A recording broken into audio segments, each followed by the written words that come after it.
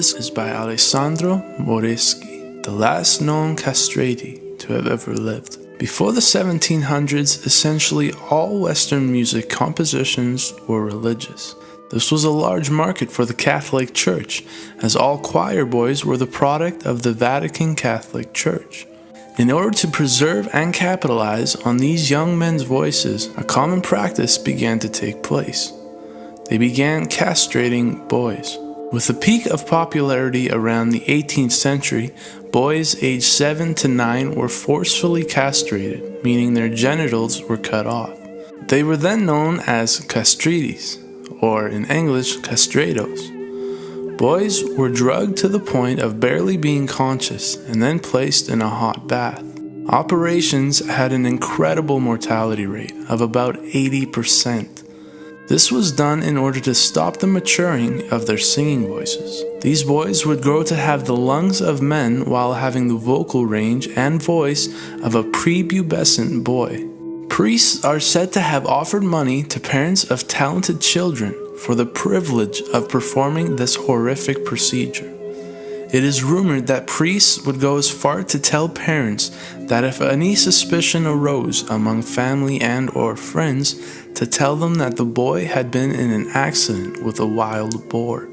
The Sistine Chapel still continued to use castrati boys until 1903, the last of which being Alessandro Moreschi.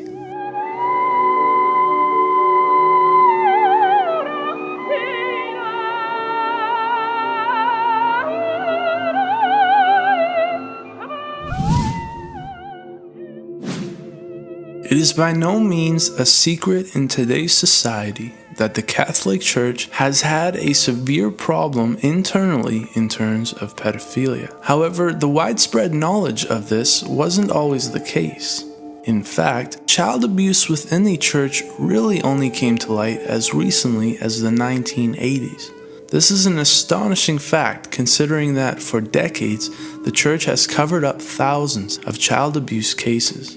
In 2002, the Boston Globe would bring the problem to the forefront when they blew the lid on a horrendous child abuse case within the church. Among the worst are John Jogan, who molested up to 130 different boys, and Lawrence Murphy, who raped a staggering 200 disabled and deaf boys. Proof of the disgraceful view the church has on pedophilia lies among the punishment Lawrence Murphy received, which was none. That's right, not only was he not punished, he wasn't even fired. On top of that, when he passed away, he was buried with the full honors of a Holy Roman Catholic priest. These are just two of over 3,000 priests who have been accused around the world of child molestation in the last 50 years alone. A statement released by Pope Francis himself in 2014 revealed that pedophilia within the church is at about 2%. This is an incredible number, meaning that it is 1 in 50 priests. In other words, with the estimated 414,000 priests active globally, there are about 8,286 pedophile priests active right now, of which nearly half most likely reside within the United States. Most of these priests will never see punishment, as the covering up of these crimes internally has allowed for enough time for the statute of limitations to run out. In the 1930s, Francisco Franco successfully led a rebellion military to overthrow Spain's Democratic Republic. He would go on to rule Spain and establish a brutal dictatorship. He had in plan a mind to purify Spain. One way in which he believed to achieve this was to steal babies and prevent deemed undesirable parents from raising their newborns. As the Catholic Church ran most of the schools, hospitals, and orphanages at the time, Franco got in close ties with the church. Nuns working within hospitals ran by the church would take mothers' newborn babies out of the room for an examination, where they would then swap the child with an already dead baby kept on ice. They would then return with a dead baby and convince the mother that their child had passed away.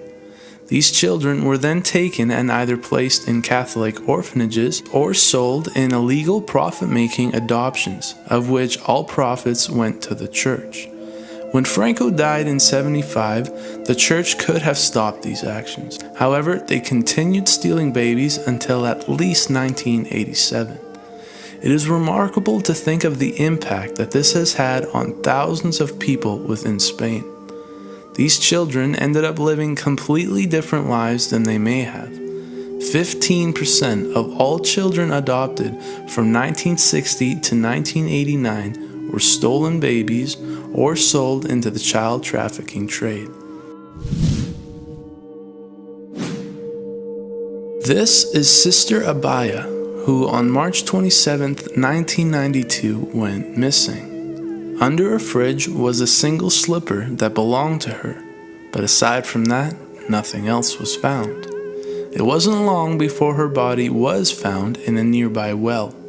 Upon investigation, it was deemed that she had committed suicide, and the case was closed. 16 years later, in 2007, the case was reopened by the Central Bureau of Investigation. This came at the request of over 60 nuns working where Sister Abaya herself had worked. They believed suicide was not the cause of her death. 3 individuals, Father Pathuru Kayil, Father Thomas M. Couture, and Sister Sefi, were all interviewed under a narco-analysis, which is a serum test. With the serum at work, all 3 made a shocking confession. They revealed that they had murdered Sister Abaya in a joint effort. So what could possibly motivate not 1, but 3 members of the church to commit such a crime? Sister Abaya had walked in on all 3, naked.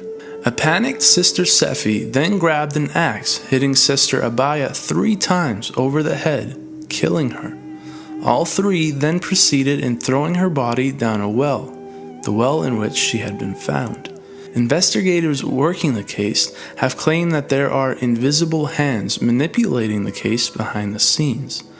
It starts with the initial evidence found at the crime scene. For some odd reason, all the evidence, including Sister Abaya's personal diary, her veil, the slipper, and other key evidence has went missing. Multiple investigators working the case have mysteriously resigned from their positions. Some have had their careers ruined and others have even committed suicide.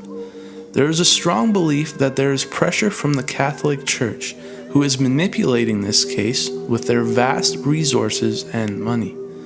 As a result, all 3 suspects have yet to be charged, as a trial hasn't been able to take place due to the evidence disappearing.